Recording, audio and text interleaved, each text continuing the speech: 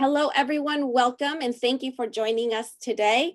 My name is Maria Pio and I'm co-director at the Godwin-Ternbach Museum at Queens College, where I oversee administration and education programs such as this one. My co-director and curator, Louise Weinberg, is also joining us today.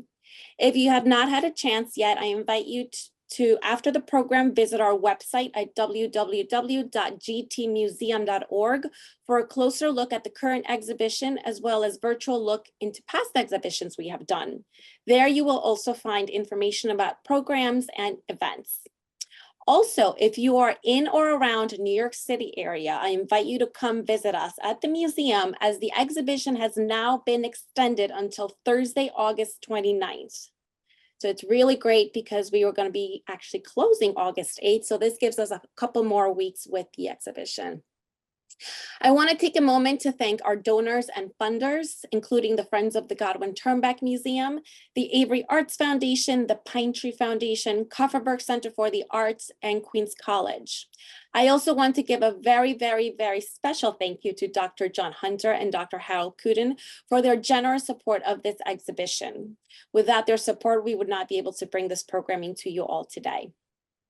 Lastly, given that we're all together in this virtual space, I just want to go over a few reminders for our virtual program this afternoon. Please remember to mute when you are not speaking, as this helps reduce any background noise that we may have. You can use the chat function to submit any questions or comments throughout the program. After John's presentation, we'll be happy to do a Q&A with some of the questions submitted.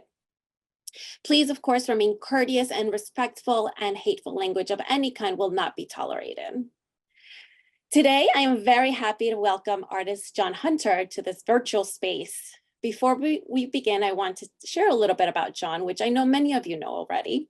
But John Hunter is a Renaissance scholar, curator, author, and a painter of great undeniable skill. He studied at Wayne State University and University of Michigan, where he received his master's degrees in art and art history, and later earning his doctor of philosophy degree. John was a research fellow and museum curator at the Detroit Institute of Arts and a professor of Italian Renaissance art history at Cleveland State University, where he also served as head of the art department and associate dean of the College of Arts and Social Sciences. After his retirement in 2003, he moved to New York City with his partner Harold and began painting again. His work has been exhibited at Metropolitan Theater, Carter Burton Gallery, Wayne State University, and Sage Harlan Center. This exhibition, currently in view at the Godwin-Ternbach Museum, is its first museum retrospective of his works. We are delighted to have John with us today to help us give us a glimpse into his art and life, and it is my pleasure to introduce to you all the artist, John Hunter. Thank you, Maria. Boy, it's really wonderful to see everyone here. It's kind of scary too. So I'm a little nervous, actually. But I mean, this is just wonderful. And I hope that you will get something out of this talk and enjoy what I have to say about it.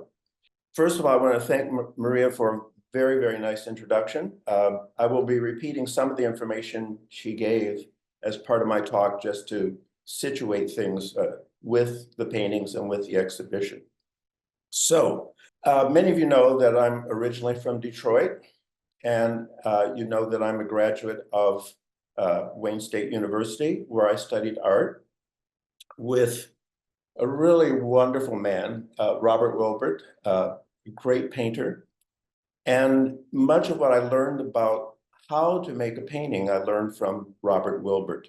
I completed my bachelor and master's degree at Wayne State University. And I went on to work, as Maria mentioned, at the Detroit Institute of Arts, where I was an education curator. And in one of the many economic crises of Detroit, when the staff of the museum was laid off, I went back to school at the University of Michigan and ended up completing a master's and my PhD at the University of Michigan in art history. And so art history became actually my career. I taught at Cleveland State University, Italian Renaissance art history for 20 years. And when I retired in 2003, moved to New York to be with the man who became my husband, Dr. Harold Kuden. And it was upon returning to New York or coming to New York that I picked up painting again. I had a lot of time on my hands, and so I actually started taking classes in drawing at the Art Students League here in New York. And I had another wonderful teacher there who taught drawing by the name of George Kanata. And he taught me a lot of things about how to observe and how to draw what I observed. And it has served me well, I think. But I really wanted to paint, I decided. So I got a studio in New York and Upper Manhattan. And actually, Harold and I are living in what was formerly my studio now.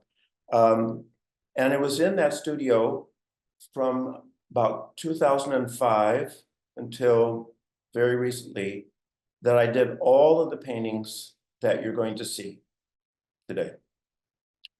Some of which are in the exhibition. And let me be clear, I'm talking about a lot of the paintings that are in the exhibition, but I also am going to show you some paintings that aren't in the exhibition, and a few, in fact, which no longer exist, and I'll explain why that is.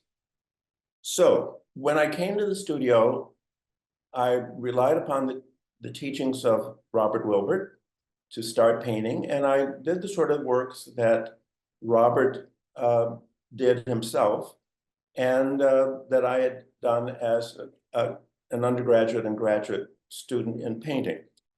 So I did a lot of painting of still life. This is a still life that I did. By the way, these next paintings are not in the exhibition. This is a still life that I did of some cacti that was sitting in a window in my studio. And so the background is what I'm looking at outside the window, a parking lot, one of the wonderful views in New York apartments. And this is a view outside one of the windows of my studio, the lovely apartment buildings, the rear of which we're looking at in this painting. I also did figure studies based on drawings that I did in my class in New York, and also self-portraits. Now, these paintings are in some ways student paintings. I wasn't a student, I was painting them on my own, but this is what I learned to do from Robert Wilbert, and this is what I started doing in my studio, this kind of painting. Still life, landscape, figure studies, and self-portraits, or portraits of other people. And after a while, I started thinking about, well, really, I'd like to move the painting in a different direction and make it, in a sense, much more personal, much more about my own life, not just things that I observe randomly.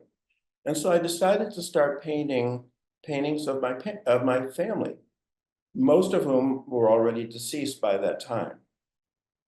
And so I only had photographs of them to work from. And Robert Wilbert taught, never use photographs in making art.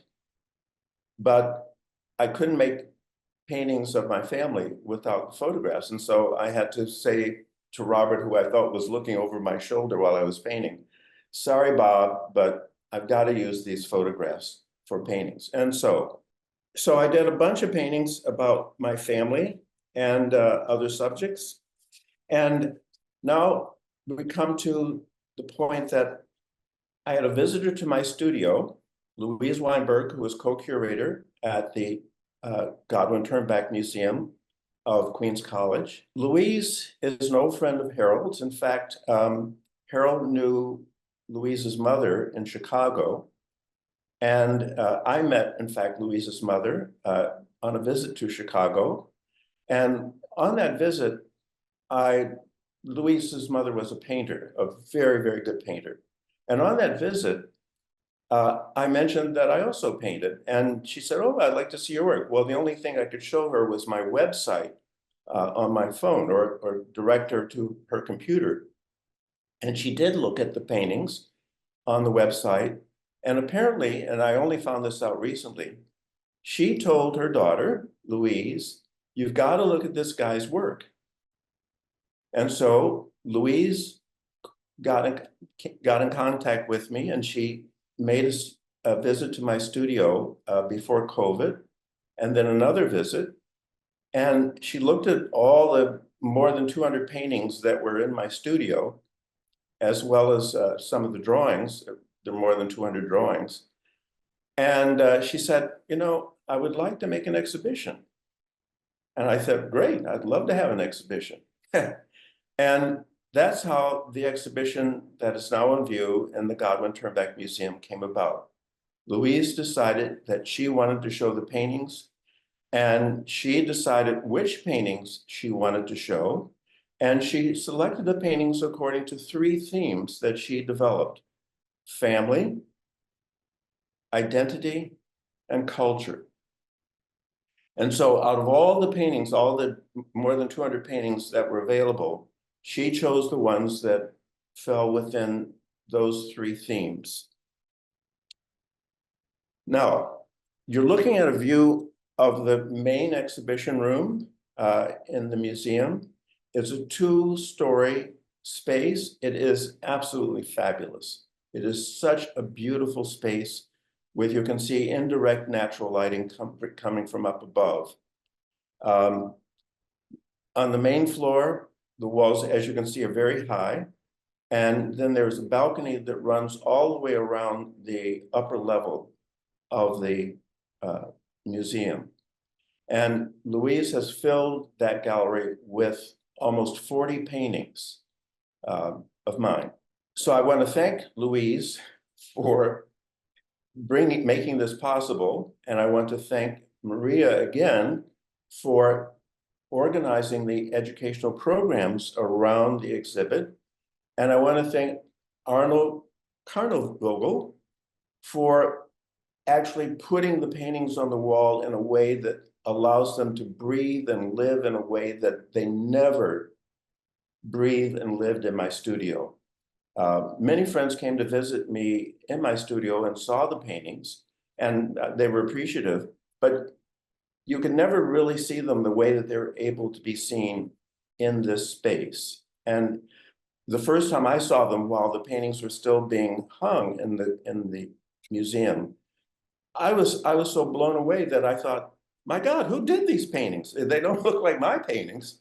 You know, they just look so wonderful.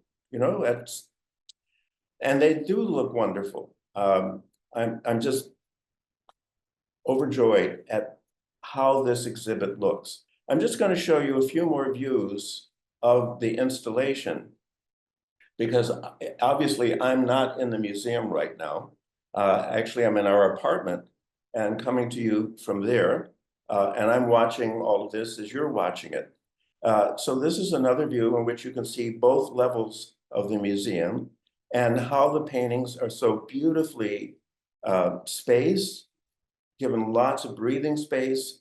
And you can see the very large paintings at some distance, or you can move up close to them. It's just a wonderful experience. And the facility itself so enhances the work that I don't know that they would ever look this good anywhere else, frankly. So for those of you who have already been to the museum, you know what the space is like and you know how the paintings look.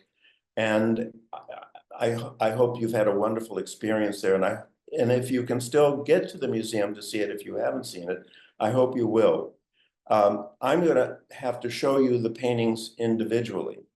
I can't walk around the museum and show you the paintings as in a tour, but I will show you a lot of the paintings that are in the exhibit. So we start with my family of blood, my family of origin. On my father's side, that family originated in a small town in south central Georgia called Montezuma. Montezuma, like most southern towns, was strictly segregated. A railroad track ran through the center of town, as you see in this painting.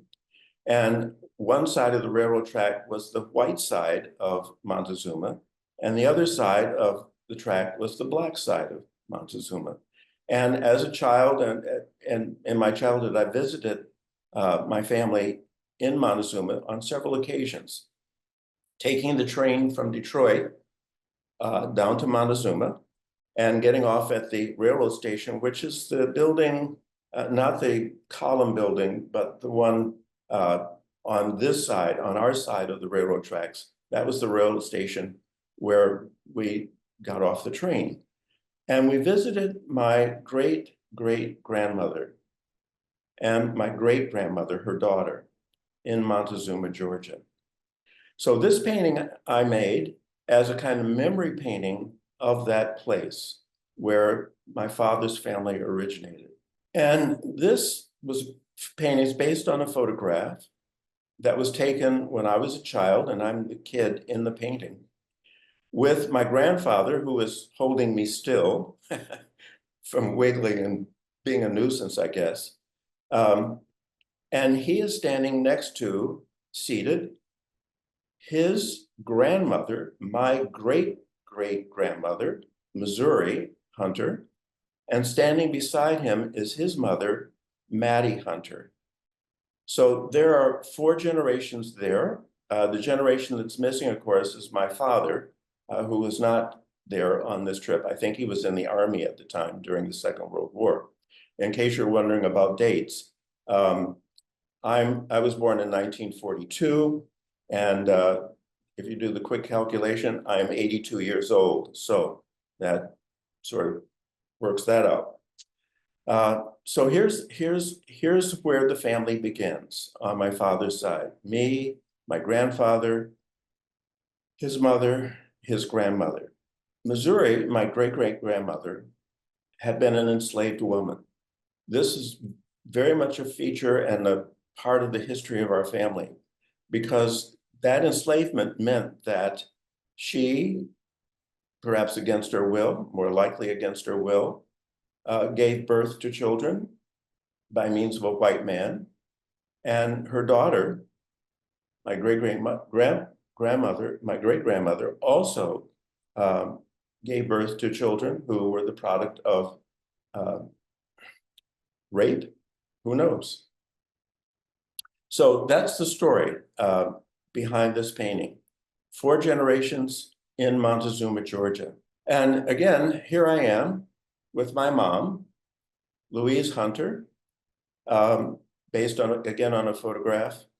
My cousin, Sharon, who's part of the audience today, told me recently that my mother always wore really fabulous shoes. And I think you can see those fabulous shoes in this painting.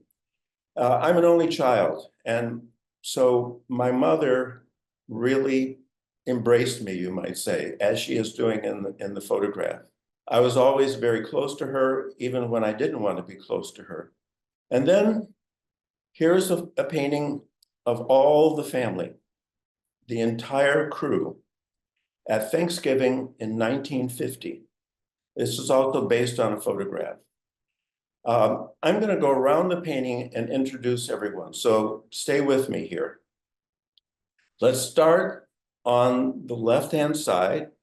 The little girl's in yellow, seated on her mother's lap, is my cousin Sharon, who's in the audience today. Hi, Sharon. And she's seated on her mother's lap, my Aunt Dorothy. Just behind them are my mother, Louise, and myself, seated on my mother's lap. And behind us are my Aunt Lois and my father, John, brother and sister. In the center of the painting, seated, the adult is my grandfather, John, and seated on his lap is my cousin Sharon's half-brother, called Buddy. His name was Edward. And seated next to my grandfather is my mother's mother, Lena, and next to her is my father's brother, James. Next to him is my mother's sister, Doris. Next to her, the woman seated, is my grandfather's wife, Ethel. Seated on her lap is my cousin, Tommy, the son of my Aunt Lois and my Uncle Tommy, who is standing on the right-hand side. By the way, Tommy, my Uncle Tommy, was not present for this event. And I decided to include him in the painting anyway, so that he would be part of the gang. And here we are at Thanksgiving, gathered around the table. This is my blood family. This painting is inserted in a larger complex of paintings. I decided to make an altarpiece with this painting, in which the center is the painting you just saw, Thanksgiving 1950. Above that painting is my great-great-grandmother, Missouri, shown in Montezuma, Georgia, with her house in the background, and an imaginary cemetery that represents all of our deceased relatives. To either side of the Thanksgiving painting are vertical strip paintings, like a comic strip. On the left, my grandmother, Ethel, shown in 4 tasks around the house during the day. And on the right-hand side, my grandfather, John, in various tasks in the house during the day. To the extreme left and extreme right are 2 of the only living members of my family, myself on the left and my cousin Sharon on the right. And down below the strip is the street on which my grandparents lived, and the yellow house at the center is their house, and that's Beechwood Street in Detroit, Michigan. So this is my secular altarpiece dedicated to my family of origin. And as a Renaissance art historian, I've had to look at a lot of altarpieces in a lot of churches, so I had to create my own church and my own altarpiece with my own family. Now, the altarpiece that you just saw is a way of telling a story through various paintings, which I had to explain to you in order for you to understand the significance of those paintings and how they fit together. There's another way of telling a story, and that is strictly in a kind of comic strip fashion with a sequence of related images. And this painting was done about my life in Cleveland with my late partner, Alan Weisberg. And it is, in effect, a day in the life of John in Cleveland. It starts in the upper left-hand corner and goes from left to right across the top, drops down to the next level, the next level, and the next level. So at the top left-hand corner, the day begins. Waking up, bathing, making breakfast, walking the dog, our dear dog, Katut. Next, getting ready to go to work, arriving at work, taking a break at work, going to class, dropping down the next level, teaching a class, meeting with students, discussing works of art, advising a student, going to lunch with my colleagues, finally coming home in the lower level, having dinner, hanging out after dinner, and then going to bed. These paintings are all relatively small paintings, and I'll show you a few of them. They're small paintings, and they're painted in a very loose style. This is the first painting in the series, Morning, and you see the view outside the window. Here I'm teaching a class of very attentive students. And finally, lunchtime, well, not finally lunchtime, but here's lunch. This is a way to use paintings to, in effect, join them together to tell a larger story, rather than containing the story within one painting. And I like this, and I've done it, in fact, several times. These works are included in the exhibition. We've seen now paintings that relate to family, blood family. This painting, which I call Cleveland Narrative, really belongs to a broader category, maybe more than one category: culture, identity, because it speaks of who I am and what I've done. So let's go on to identity. One of the things I've thought about with my work in the studio was being Black as well as being gay. And I began doing a series of paintings about Black people. Here we have 2 African-American women in their finery. People have asked me, well, where are they? Are they in a theater? Are they in church? Well, they are where they are, and they are dressed in their finery because that's the way they want to present themselves. I simply call them witnesses, and they're part of a series of paintings that I call familia. And this is not blood family, but family that is created by association or choice. For many of the paintings that I did in the Familia series, I made life-size drawings, and this is one of them. This drawing is as big as the painting in the show, and it shows a group of people in a waiting room. Now we'll look at the painting. This is the painting that resulted from the drawing, and it is called Transit. These are people escaping the South, heading north to freedom, haha. In the painting are people who are related by blood and others who are just related by association, but all seeking freedom outside of their places of birth and occupation, heading north. Another kind of association is of men working together. Here, a crew on a boat sailing across the sea. There's a very famous painting by Winslow Homer of a black man in a boat on the open sea without a paddle, without a sail, with presumably no way to get to land, and he's surrounded by sharks swimming around him in a boat. I reacted to that painting because I felt I needed to show how Black people work together, that they can and do work cooperatively for their own good and for the benefit of one another. So that's what this painting is about, called Regatta. In addition to exploring the lives of Black people and Black people in general, I've also decided to explore gay life. And it starts with this painting of my husband, Harold Cooten, and myself dancing in our garden. Harold created the garden on the roof of our brownstone apartment from which we moved last year to here in our studio. And one person described the garden that he created as really a park rather than a garden. There were 30-foot tall trees on the roof as part of Harold's garden that he planted there. Observing us is our little dog, Katoot, my favorite dog. There's Katoot watching us as we dance in the garden. So this is a different kind of family. This is a family of choice, and actually with Harold, a family by marriage. There are other configurations of gay men who live together or are together. This painting of 4 men, gay men, waiting to have breakfast or eating breakfast, called huevos, eggs.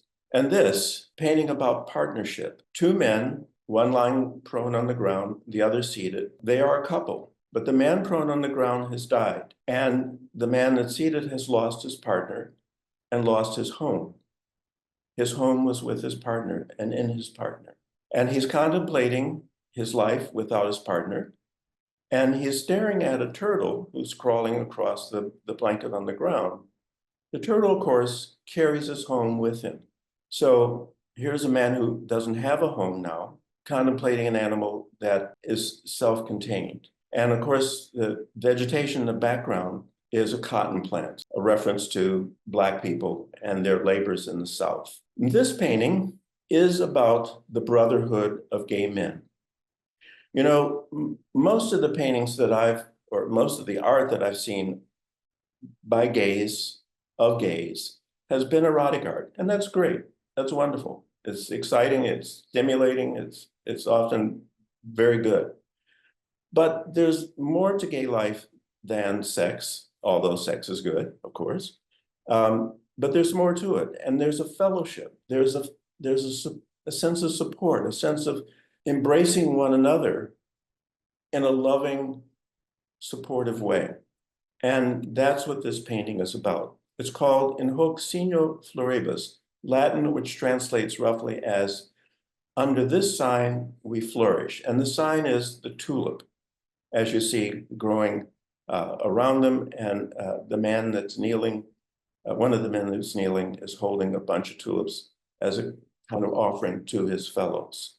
So we switch then from the theme of gay life, Black life, all subsumed under the category of identity, to culture in general.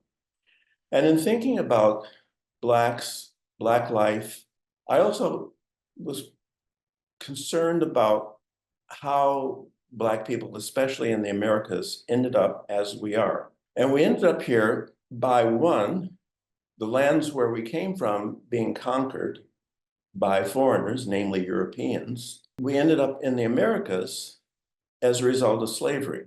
And so I did two paintings which speak to conquest and colonization. This is one of them called We Dance to the Music of History, in which two fellows in the bottom right-hand corner are living peacefully, enjoying music and one another's company, unaware that the invaders have arrived in their dramatic costumes, coming as presumably friends and, hey, let's party, come on. We're gonna have fun here. Yeah, sure. The gentleman on the extreme left is also an invader who has already decided to dress himself as he views the indigenous people. So he is making, in effect, a mockery of their skin color, their being, by his costume. The second painting in this series, again about colonization or attempted colonization, is this, called Go Home, Go Home, in which this group of men is not having any colonization. They're fighting back. They're telling the invaders, you go back to where you came from, or else. And the or else is the figure lying on the ground on the right-hand side of the painting, who has been beheaded. And that's the fate that the rest of the invaders will suffer if they continue along their path. So these two paintings are about colonization as part of the culture of Black life. There's another aspect to the culture of Black life, and that is the legacy of racism, colonization, slavery. And unfortunately, it's very much a part of our contemporary life. And that is Black people, especially Black men, being killed because they're Black. And it started with a series of incidents that occurred in New York City in which Black men who were not doing anything illegal, but may have upset someone, were killed in broad daylight. And this was the first painting that resulted from my response to these murders. It's called Darius Must Die. Darius was a man who was obviously deranged, but he was dancing around Times Square, carrying a knife, waving a knife, but he didn't hurt anybody, he didn't attack anyone. The police surrounded him, and because he didn't surrender, they killed him. Another Black man was driving his car. The car was stopped by the police, and who knows what happened? The police shot him, killed him. This painting, which is, some people may not even have seen this painting in the exhibition. It's a small painting, and it's part of a series of paintings that are not included in the exhibition. And I started painting them in 2016 when a certain person was elected president. And I decided for the next 4 years, I needed something to keep myself occupied and not constantly thinking about what was going on around me.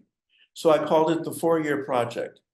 And it was a series of paintings that dealt with the life of a young Black kid who then grows up. And each painting moves along in his life.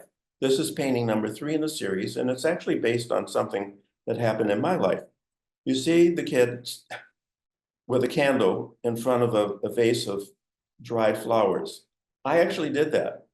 I held a candle up to a vase of dried flowers in my family's apartment. And guess what? They caught on fire in a big poosh of flame.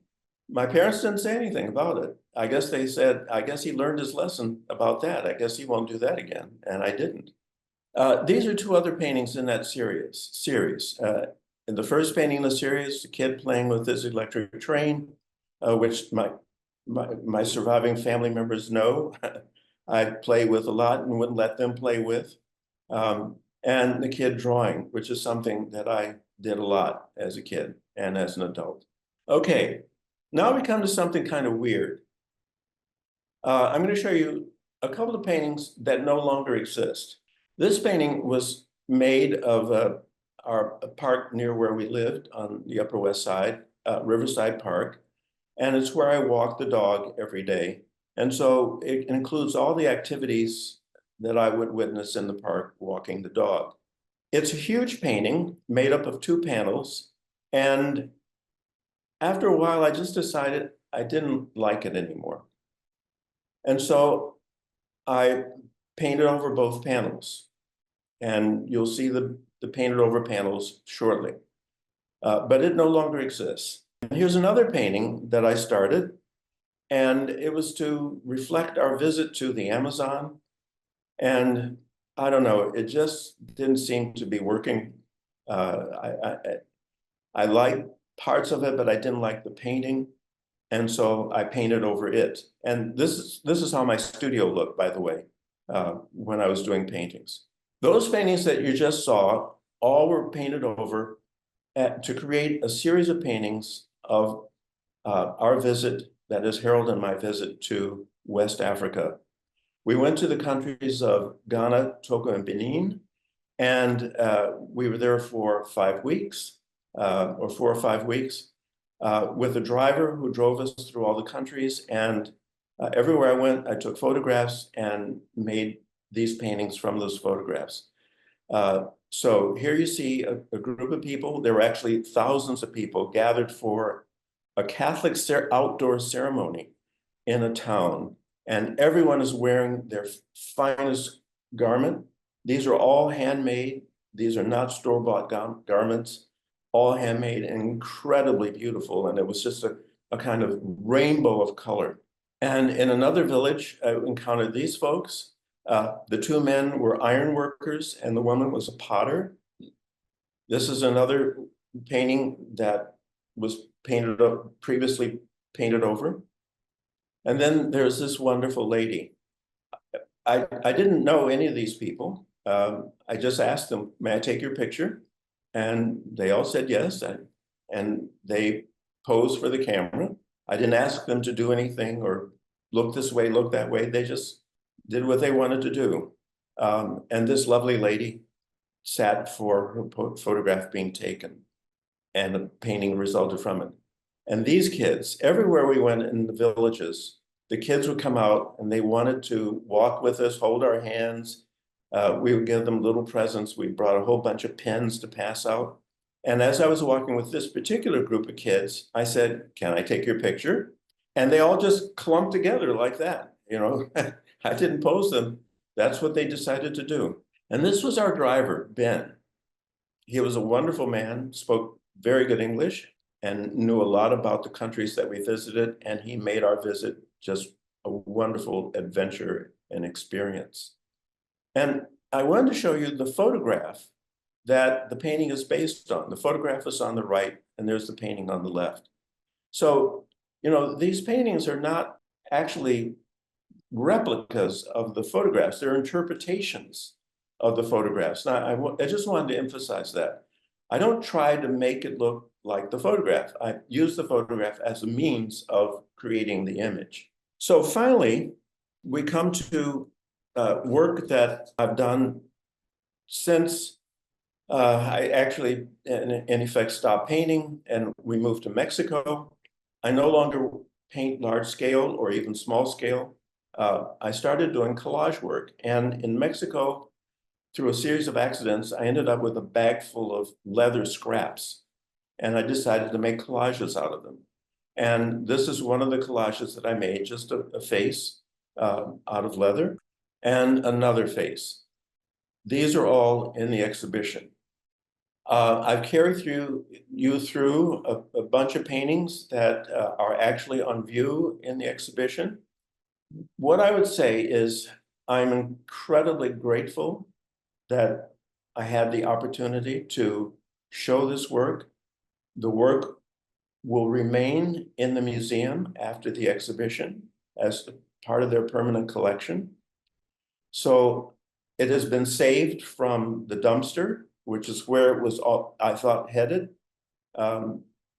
Once the decision was made to move to my studio and I had to clear out the studio.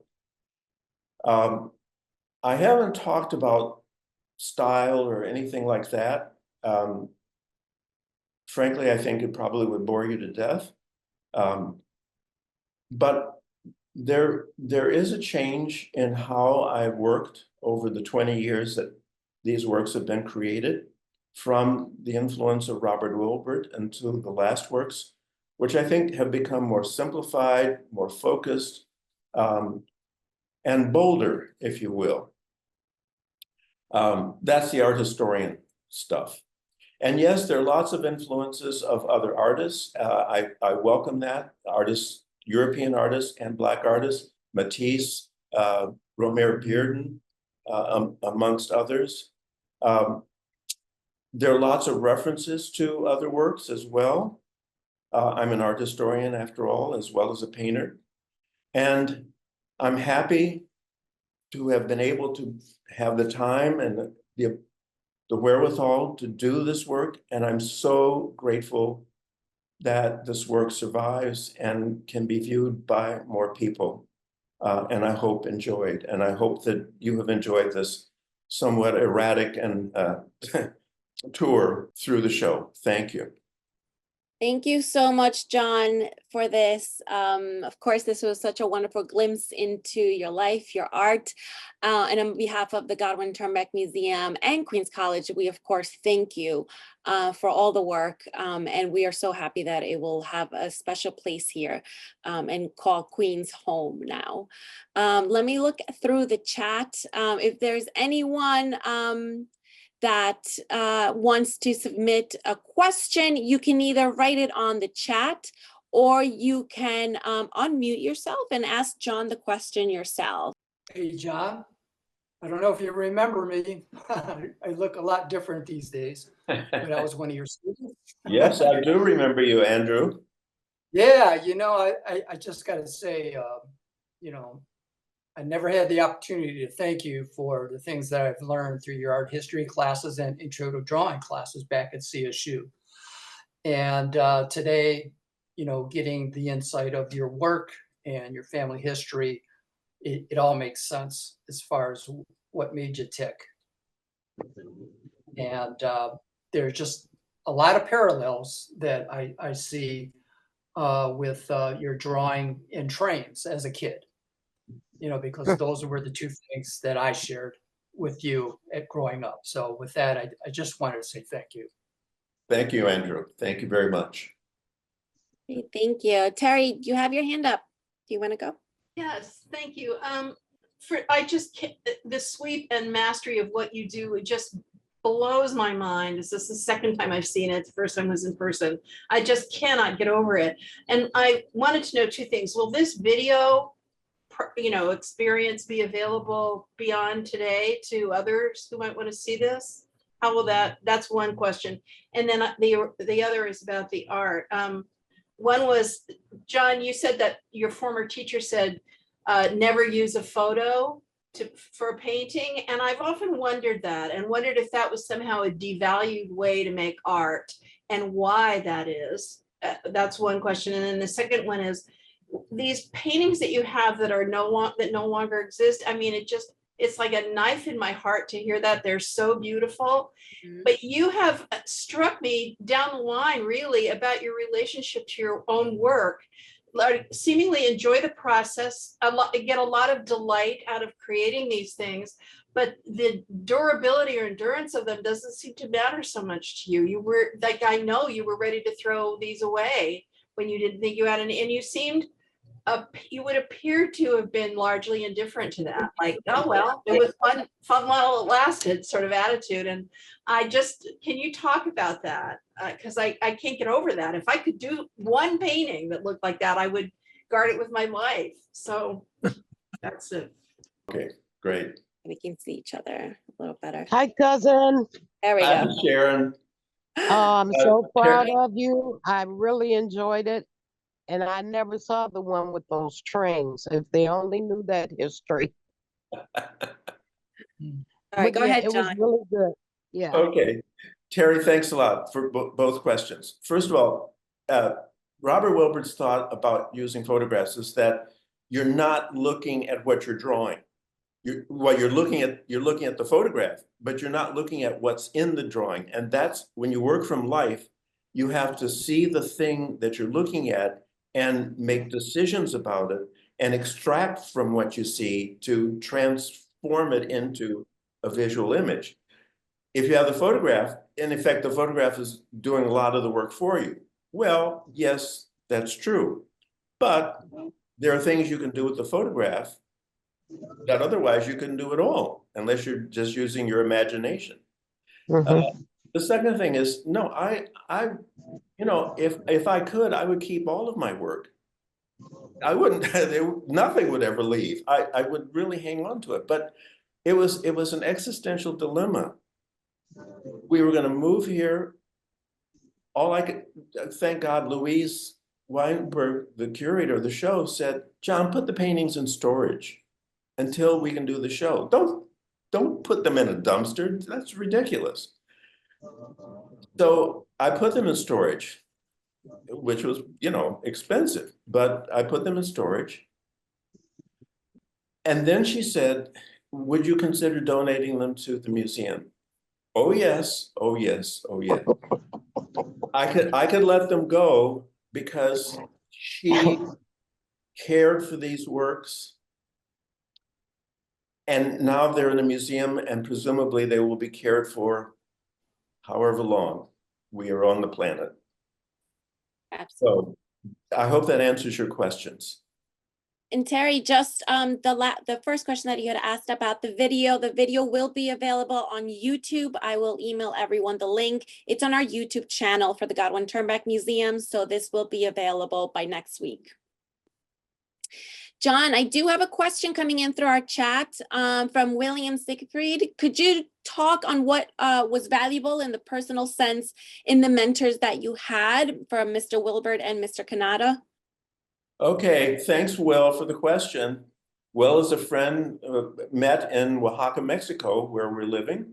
But I think he and his husband are in California right now in one of two locations, either Pacific Grove or I guess Pacific Grove. Anyway, thanks, Will, and thanks, Tad. Personal, Robert Wilbert. Well, I hate to bring race into everything, but both of my teachers, Robert Wilbert and George Kanata, were white. But as white men, they saw me, I think, as a human being. And I guess they recognized in me some talent, which they encouraged. And they didn't try to steer me in the direction that they were following. They simply encouraged by the example of their work and by how they could help me understand better what I was doing or trying to do. And that affirmation was incredibly important to me in terms of self-esteem and valuing my own work. And it's taken a long time for me to value my own work, really, despite that support and that encouragement. I mean, even to the point where these paintings were going to the museum, I was saying, well, I mean, they're really good enough to be in a show like that. I mean, that's really. But then when I walked into that museum, I said, whoa, yes, yes, yes. Louise knew, she knew, my God, she knew. So I'm incredibly grateful to Louise for that extra little push for me to appreciate what I had accomplished. And George Kanata had this method of going around the classroom with his roll of tracing paper.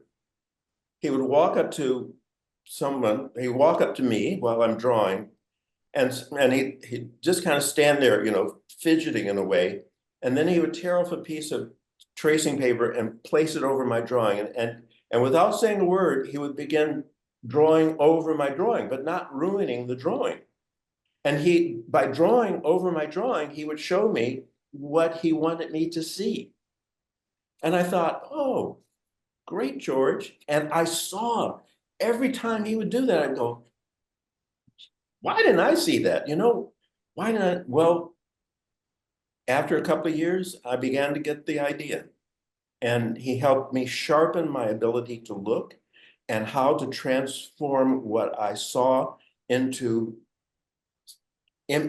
lines, shapes, tones on a sheet of paper, and ultimately in painting. So those were the personal gifts to me from Robert Wilbert and George Kanata. Thank you, John. We are just about at time, but if you do have any more questions or anything for John, feel free to put it in the chat, or you can unmute yourself. I also put John's website in the chat. So it's www.johnhunternyc.com. Feel free to go on his website, of course, and take a look at his work. And as mentioned, you can take a look at his artwork on our website at www.gtmuseum.org. Maria, hello. Hi.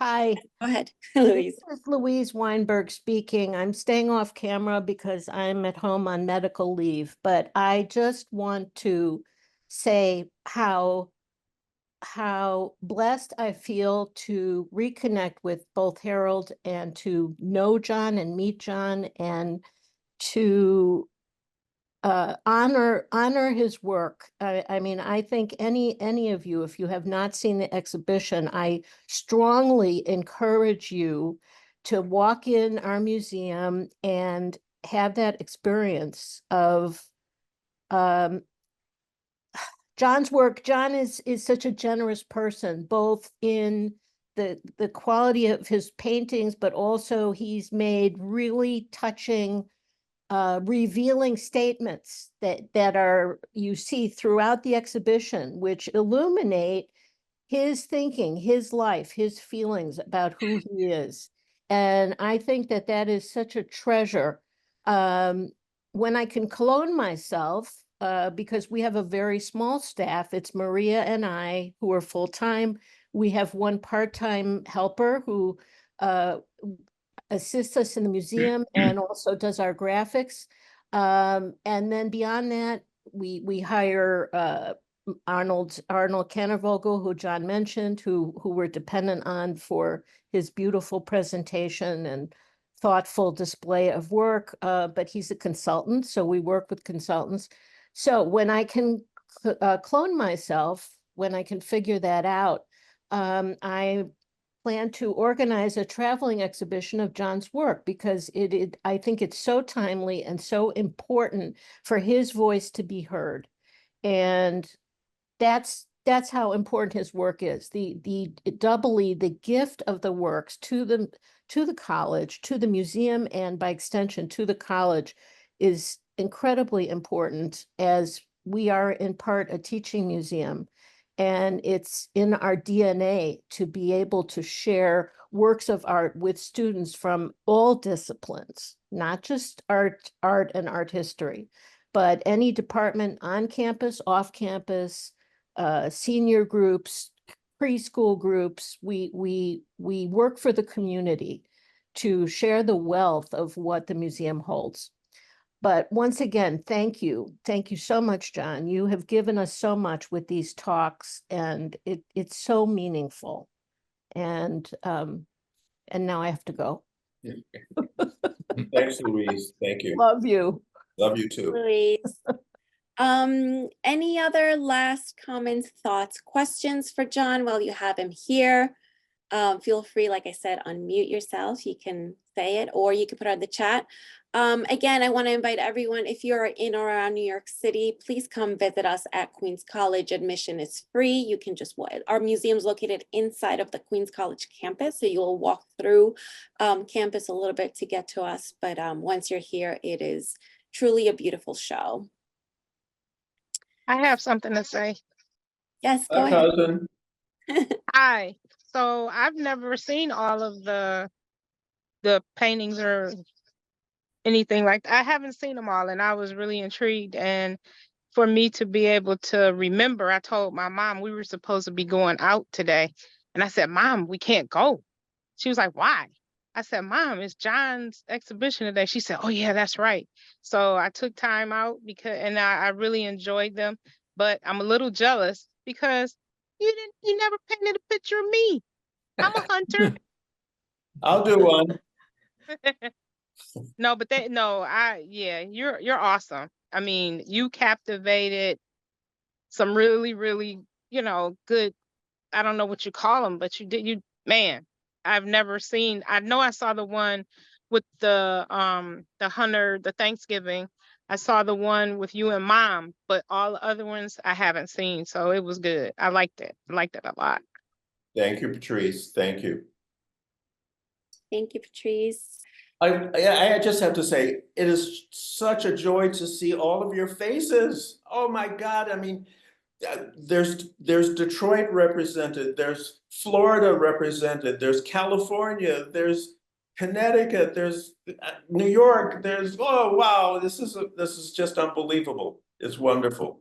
Thank you all. Thank you, thank you, thank you. Yeah. Absolutely. Thank you all for joining us today. Thank you to Thank John Thank for you, being Maria. here with us, for doing this. Of course, to Dr. Harold Kuden for all his support.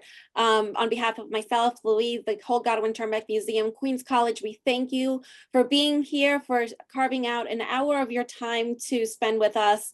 We're very grateful. So thank you so much. Like I said, I'll be emailing you with when this video goes on our YouTube channel. And we hope to cross paths again soon. So thank you everyone for being here this afternoon. Bye. Bye-bye. Bye. Bye-bye. Bye everyone. Thank you.